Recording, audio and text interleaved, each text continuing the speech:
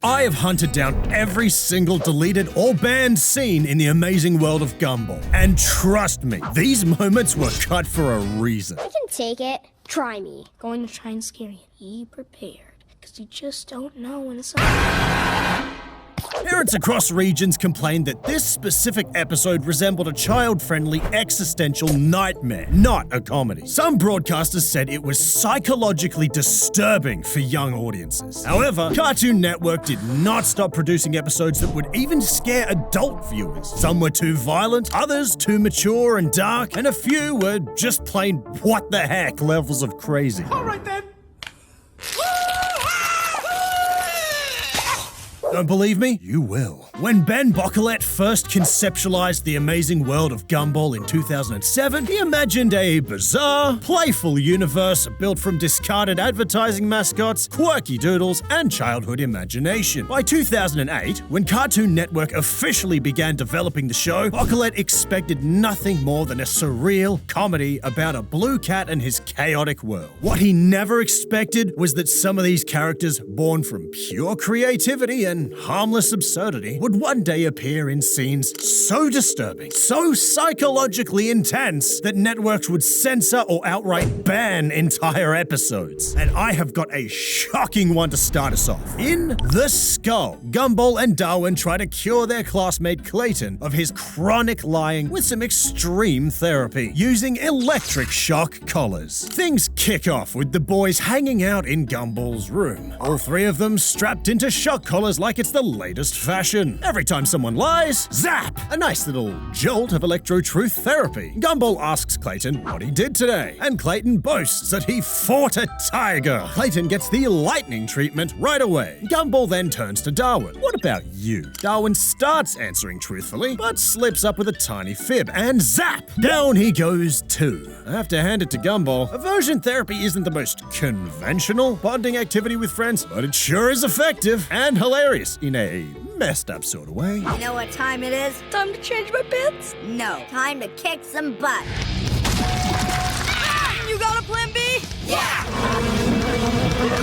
Eventually, our boys realize Clayton deactivated his collar to dodge the shocks, of course. So, they kick him out of their honesty club in frustration. Lesson learned. If your buddy is a liar, maybe just talk it out next time, instead of recreating Frankenstein in your bedroom. US censors certainly learned a lesson. They cut this shocking collar scene entirely in American airings for being way too cruel for a kids' show. From electric shocks to a shocking lack of boundaries, our next episode deals out a very cheeky form of pain. The slap. Season 4, episode 35 was actually banned in multiple countries for innuendo. Go figure. And it's currently the most widely banned Gumball episode to date. So, what's all this fuss about? In this episode, Tobias has a special way of congratulating his buddies by giving each one a hearty butt slap after a high five. Yes, that kind of slap. Right on the backside. Gumball notices that Tobias enthusiastically slaps all the other guys' butts except his. And Gumball, oh, he is offended. In his mind, he's just as slap-worthy as any other dude, and he sets out on a mission to get that coveted pat on the rear. Talk about setting lofty goals in life. Yes, gain his confidence, then stab him in the heart with the burning blade of my friendship. Here, friend,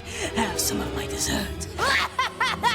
If you don't back off, I'm gonna have to get physical. Use your anger and fall into my trap, you worm! Things get positively absurd as Gumball tries everything, from wearing padding on his pants to outright presenting his behind to Tobias, all to provoke that coveted slap. Each slap attempt fails more hilariously than the last, leaving Gumball desperate for some gluteal recognition. Finally, after a string of awkward confrontations, Gumball confronts Tobias. Why no friendly slap, bro? In a moment that's equal parts comical and cringy, Tobias admits that he didn't slap Gumball because, well, he didn't think Gumball wanted it. Gumball insists that he does. All I wanted was one of your little butt slaps. I thought you would hate that. Wanted to be included and got out of hand. Unsurprisingly, all this made a lot of broadcasters uneasy. Many regions from Europe to the Middle East either edited out the excessive butt slap scenes or banned the slap outright. Apparently, Gumball's cheeky team-building exercise was a bit too rear-end friendly for certain patent censors. Who knew? Now, butt slaps aren't the only friendly gesture that got Gumball in trouble. Sometimes a simple hug can go very wrong. The Hug. Season 4, episode 17 was banned in a few regions, notably in parts of Asia and the Middle East for implied boy-on-boy innuendo. Oh no, can't have boys touching each other. How dare! Darwin teases Gumball for being predictable. So Gumball vows to prove that he can still surprise people. And what's Gumball's big, unpredictable move? He walks up to random guy X and gives him a great big hug, completely out of the blue. Okay, so not the wildest stunt, but it certainly catches everyone off guard, including the guy who is just awkwardly frozen in Gumball's embrace. Darwin is shocked, and Gumball proudly declares he has broken out of his predictable shell. Mission accomplished, right? Well, here's the thing. Once you hug someone, you have changed the relationship forever. As Gumball later puts it, you can't de-hug a person. Once you hit the hug level, you gotta stay there. And Gumball takes that very seriously. Just move his hand. What the? Oh, man!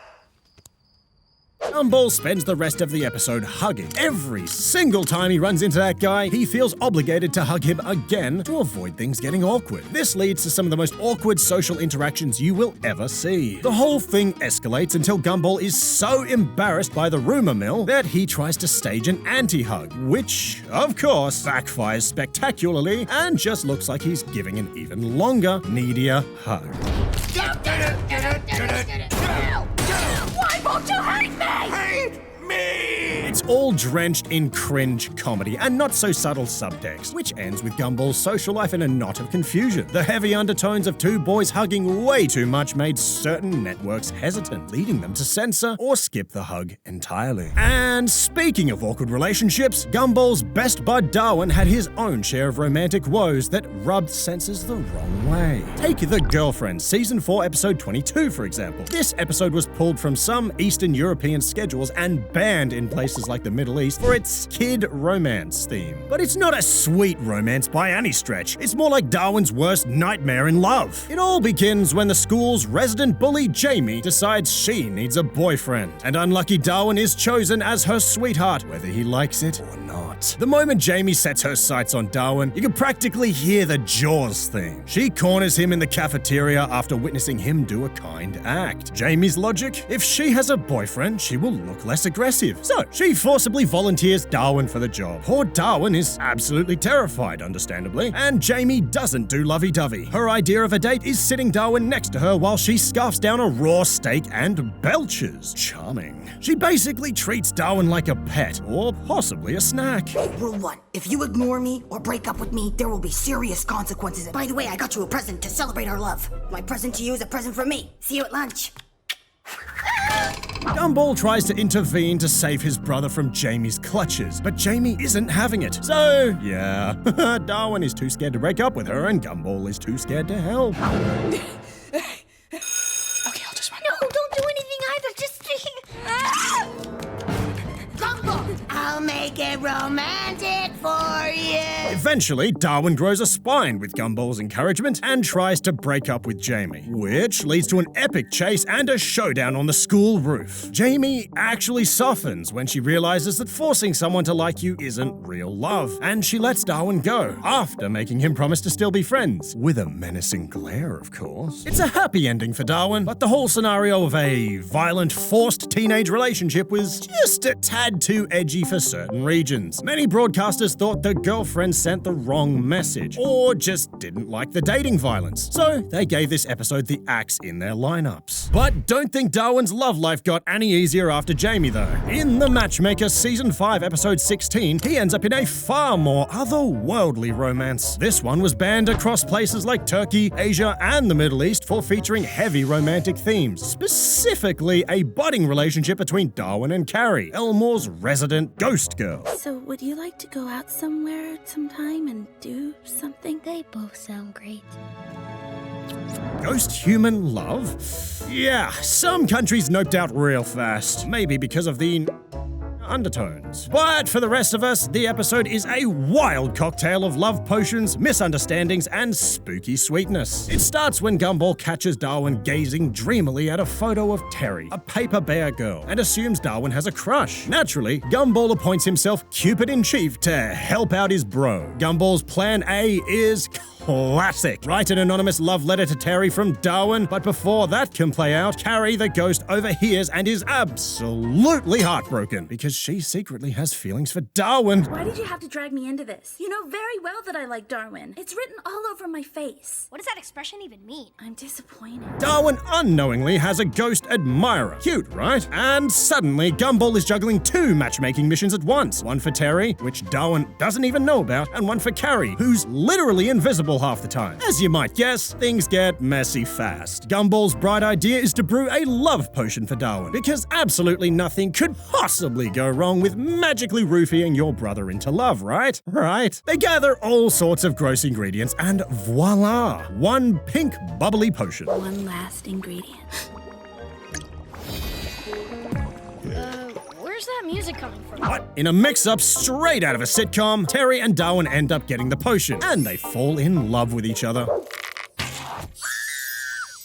you, Terry! I love you too, Darwin!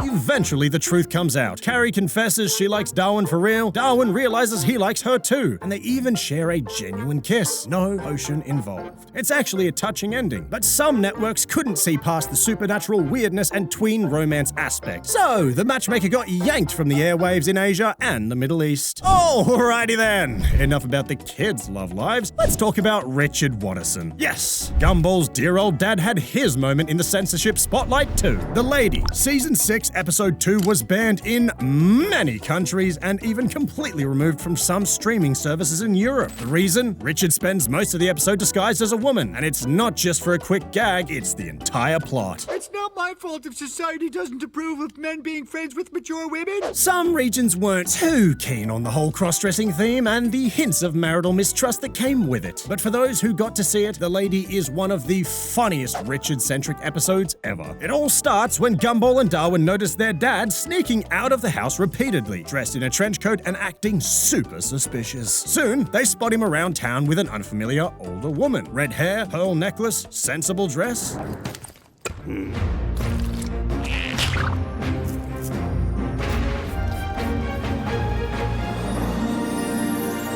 The boys freak out. Is Dad dating another woman? Has Richard Watterson actually found himself a girlfriend on the side? Gumball and Darwin's imaginations run wild with soap opera drama. Their dad is in a torrid love affair, and their mum, Nicole, is heartbroken. It's simultaneously tragic and absurd. Determined to protect their mum and get to the bottom of things, the boys become detectives, following Richard and his mystery woman all over Elmore. And while Richard's lady friend does an oddly familiar snort laugh, they uncover the truth. And oh, what a truth it is. That lady is Richard himself. Yep, Papa Watterson is cross-dressing.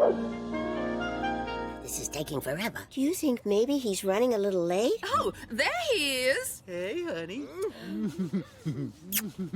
He has been posing as a woman named Samantha to hang out with a group of sweet old grannies who wouldn't accept him as a male friend. A 6'4" pink rabbit man in a wig, full dress, and granny glasses using a falsetto voice, knitting and gossiping with the Golden Girls squad. It's ridiculously funny and somehow heartwarming. Richard just wanted some pals to do some girly stuff with, and he turned out to be an awesome gal pal. But conservative networks didn't see the wholesomeness. They only saw a male character in women's clothing and the implication of cross-dressing deception. This was enough for a ban in places like the Middle East, North Africa, Turkey, and more. But if you thought that cross-dressing was a little too much, how about trying to annihilate an entire town's reputation? In The Nuisance, Season 5, Episode 36, the Watterson family takes mischief to a whole new level, effectively terrorizing the city of Elmore. And oddly enough, it was apparently political satire that got this one censored in parts of Asia. They want us to move to Ohio. I never realized our neighbors hated us so much. A few rotten tomatoes in the face, sure. The occasional light-hearted arson attack, harsh but fair. But get rid of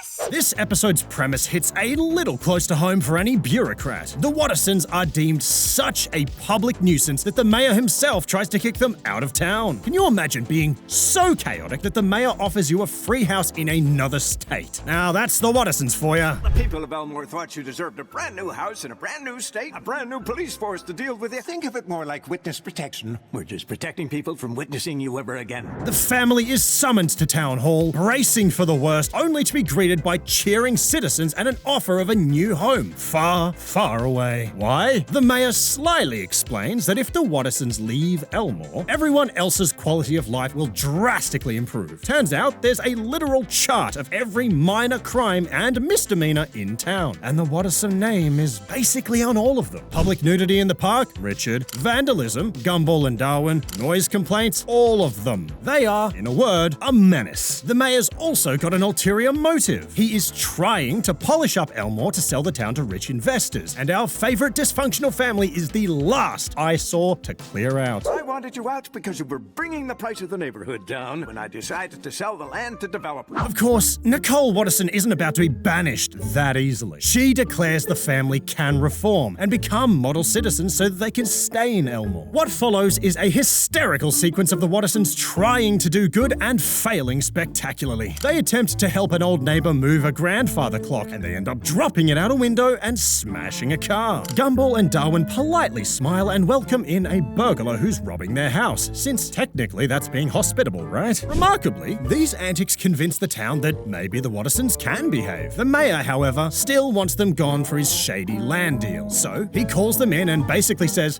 "Nice try, but pack your bags for Ohio." The Wattersons finally snap into their true chaotic alignment. If they can't have Elmore, no one will! They decide to sabotage the mayor's precious little town sale by turning Elmore into a disaster zone. And oh boy, do they go all out! Gumball and Darwin unleash termites into nice houses. Richard pours toxic waste into a yard, turning a citizen into a mutant caterpillar. Anae draws chalk outlines of fake bodies on sidewalks and plants a bloody axe for that nice little serial killer aesthetic. Nicole sets a pile of tires on fire, and they basically stage a crime-ridden apocalypse overnight. This is for you, Elmore. Good job. The town transforms into a graffiti-covered, smoldering nightmare that looks straight out of a bad future. By the time the rich investors arrive for their tour, Elmore resembles Mad Max. Needless to say, the mayor's plans fall apart, and the Wattersons get to stay in their beloved hometown, mostly because nobody wants to live there anymore. Some international censors didn't appreciate the episode's not-so-subtle jab at corrupt officials or the extreme anarchic visuals. So, the nuisance saw bans in Asia, Turkey, the Middle East, and North Africa. Last but definitely not least, we have perhaps the most shocking Gumball episode of all. One so problematic that it never even aired on Cartoon Network and was released as a streaming exclusive. The Entrance, the 12th episode of the wonderfully weird World series, essentially shows Gumball and Darwin getting high as a kite, and it does not hide it subtly. I think we need more of that cologne to cover the bolognese smell. This mini-episode is basically a big neon "Don't do drugs, kids" sign after depicting the boy's tripping absolute face. No surprise, it was banned on TV broadcast and only available on services like HBO Max, and even then got quietly censored in some regions. In this episode, Gumball and Darwin hear about the coolest party of the year and decide that they need to make a legendary entrance to impress everyone. In typical Gumball fashion, they interpret that literally. The entrance is what matters. So, they concoct a plan to arrive in style using something called Cool Cologne, a fictitious ultra cologne rumored to make you feel super confident and loopy. Did you know that I could make my combo like a taco? Oh, no way. Luke. Why? Because this is all your fault. They practically bathe in this stuff, way beyond the recommended spritz or two. Bad move. The overuse of this cologne, which, let's be honest, is a clear stand-in for huffing some illicit substance, causes them to start hallucinating wildly. By the time they show up at the party, Gumball's pupils are spinning, Darwin is giggling at nothing, and they think that they're being totally cool while acting like complete maniacs. All right, I'm ordering a ride. We have no money. It's okay, but we're gonna have to be chill. We're gonna have to be chilled. 20 minutes later. What follows is an intense montage of the Watterson boys absolutely losing their minds under the influence of cool cologne. Seeing two beloved cartoon characters effectively act out a drug trip is not something you would expect on Cartoon Network, and CN agreed. They never aired the entrance on TV at all. It lived on streaming, and even there, certain regions straight up deleted it from the lineup due to the drug content.